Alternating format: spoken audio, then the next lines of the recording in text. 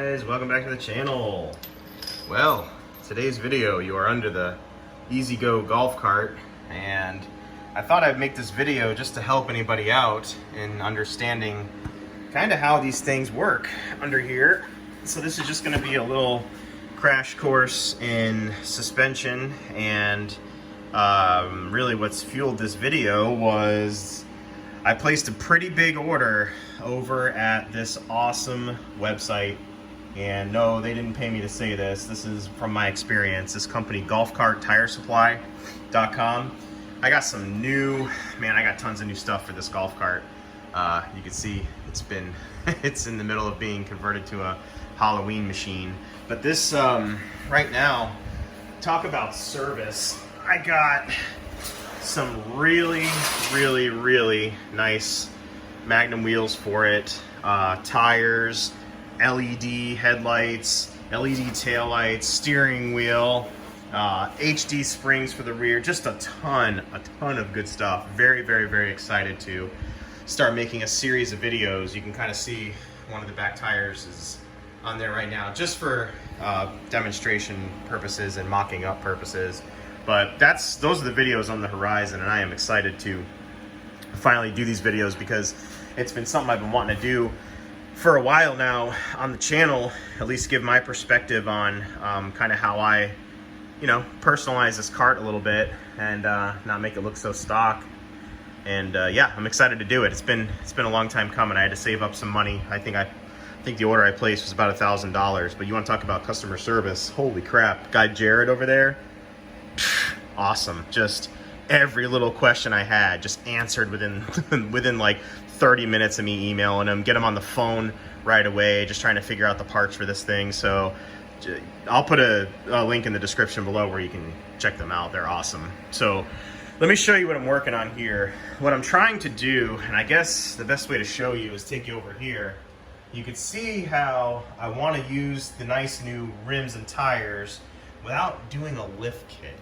That's what my goal is. I don't want to have to lift this thing, but these tires are, and let's see, 215 by 50 by 12s. So they're pretty beefy. A lot of meat to tuck underneath these wheel wells, and I'm having just a little bit of issue where when you're sitting in the cart and you got it loaded up a little bit with weight, got a little bit of rubbage right there. So not good. Front end's gonna have to come up a tiny bit. So what I'm doing, they don't really make at least I'm not aware of this, they don't really make a 1-inch lift kit for these to get just enough out of them. So what I might end up doing, I might place an order for some heavy duty front springs and some new gas shocks for the front. I ordered some new rear shocks from them. Those are already here, but I might do that. I'm not 100% sure, but I was looking down here and I wanted to, just in case anyone else is working on one of these, you can see where my socket wrench is attached with a 5/8 socket to a nut down here.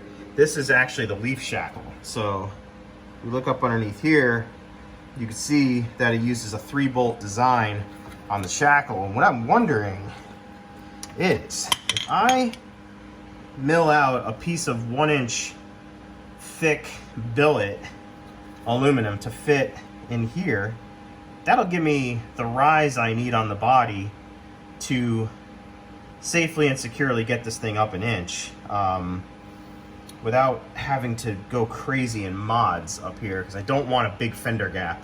Like when you see lifted carts, you see that big gap. I don't want that. So what I was doing is I was trying to determine, well, are these, obviously this leaf spring's then going to be coming down an inch, so is there going to be enough meat on these bolts, in which there's not. So I'm wondering, were these studs, were these bolts? And they're actually bolts. So if I take you through in here, the way you access the head of the bolt is actually under the mat.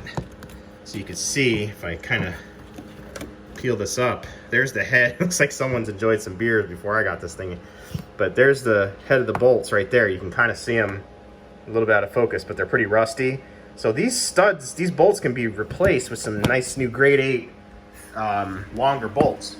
So I think what I'm gonna do before I go ordering more parts I'm gonna try this method and see if I can gain an inch and a half out of the front end to not have it rub. So always appreciate any feedback you guys provide on comments. I read everything. Let me know what your thoughts are. And yeah, also if you guys are working on an EZGO, these things are so simple. This is the front steering mechanism here, and you can literally turn it with your fingers.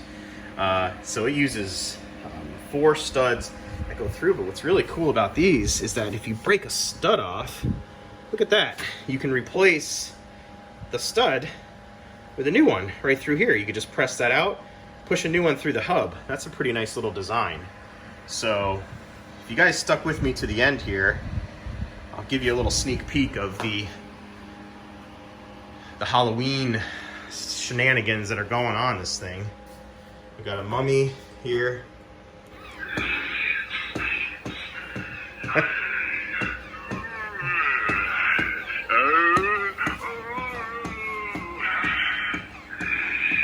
Stupid.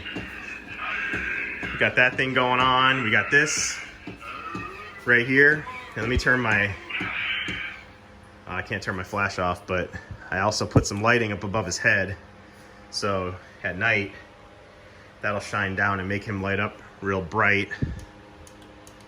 That's just a little book light off of Amazon. If you guys want a whole Halloween tour of this thing, let me know. I can make a video. Up here, we got a zombie kind of going on, hanging off, and I also mounted a light to shine up at his head like that at nighttime.